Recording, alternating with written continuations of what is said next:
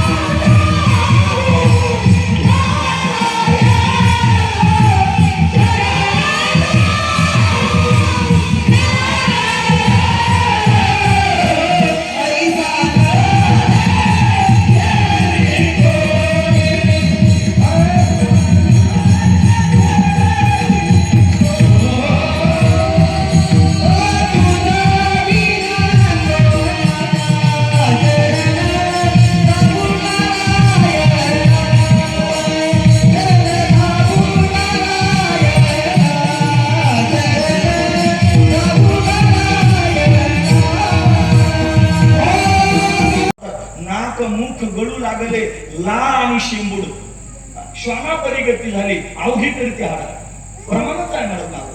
म्हणजे धन राहत नाही, मान राहत नाही आणि बळ राहत नाही. ह्या सगळ्या गोष्टी जातात ना, आणि त्यावेळेला कोणी विचारित नाही. अवघे शब्द घातलाय. अवघे म्हणजे सगळे काय करतात? हाड करतात.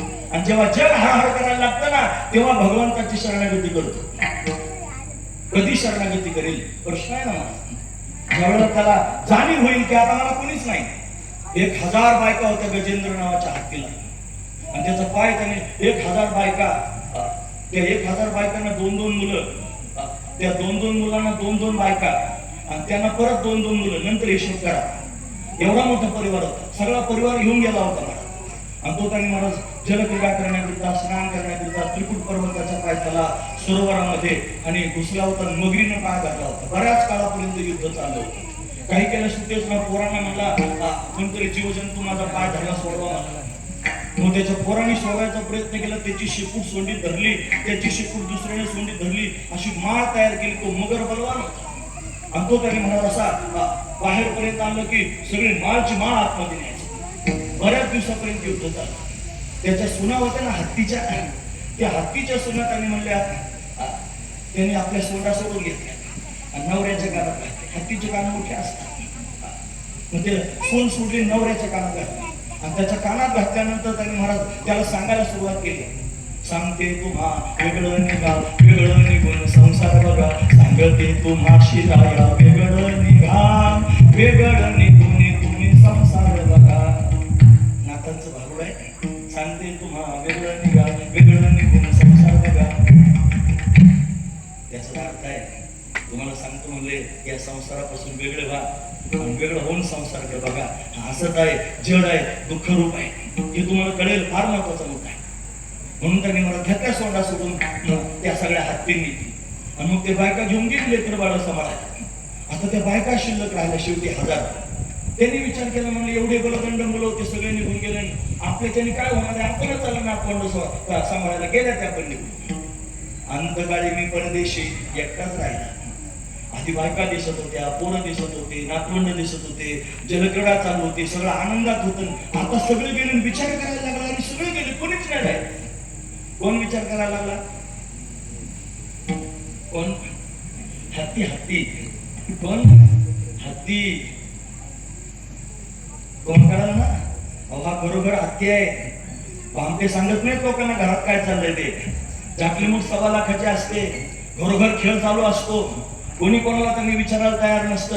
लोकांसमोर कुठं आपली घालतील स्वतःची. एकटाच राहतो अंतकाळी मी परदेशी. जेव्हा कोणीच नाही अशा अवस्था निर्माण होईल तेव्हा जीव शरण जातो.